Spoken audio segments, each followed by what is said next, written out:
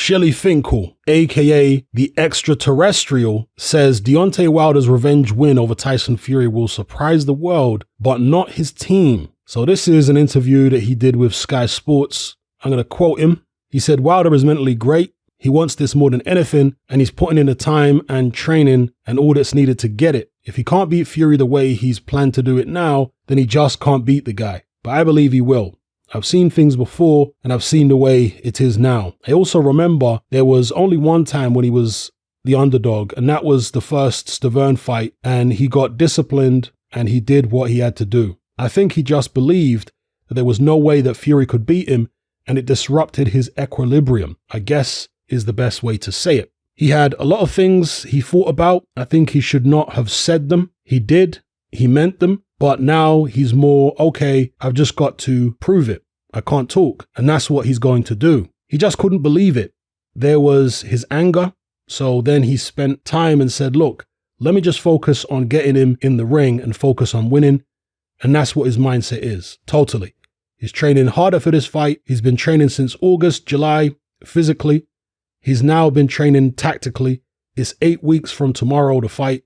There's no reason to talk because no matter what anyone says, most people aren't going to believe it unless he proves it in the ring. He also has a lot of skills that he hasn't shown recently.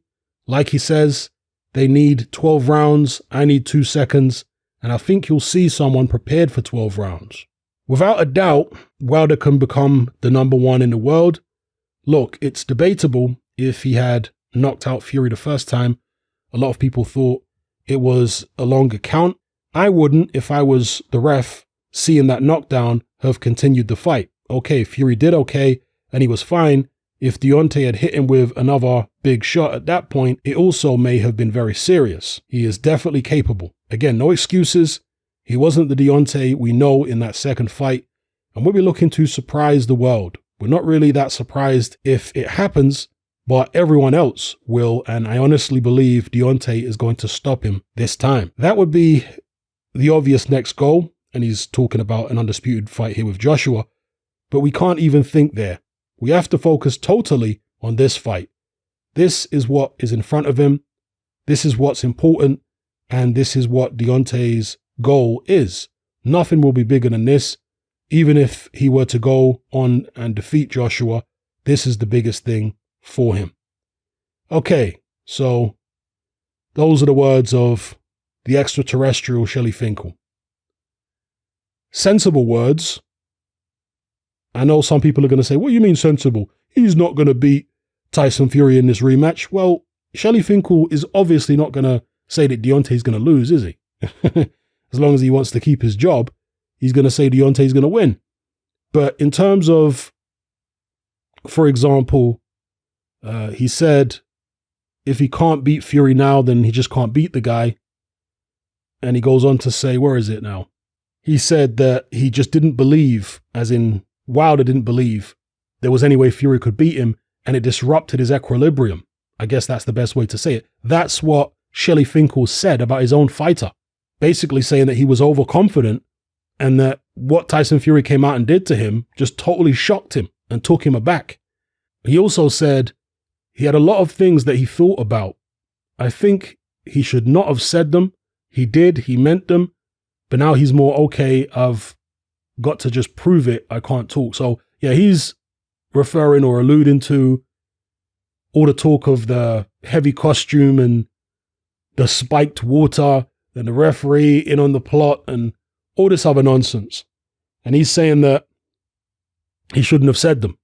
You know, that's Shelly Finkel's view, and that's a sensible thing to say. He goes on and says that Wilder just couldn't believe it. And his initial reaction was anger.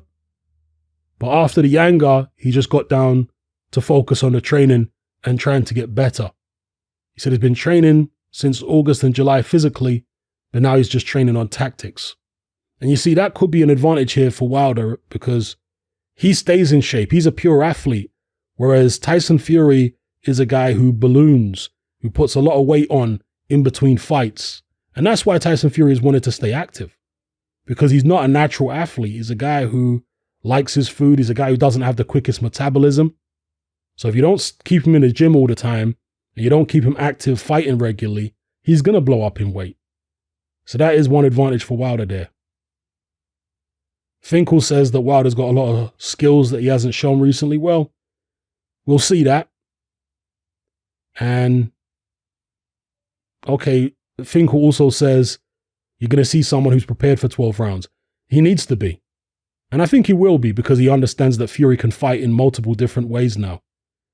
And it's not the physical aspect of being prepared for 12 rounds as much as the mental aspect, being prepared for a tough fight, basically. A long, drawn-out affair, possibly.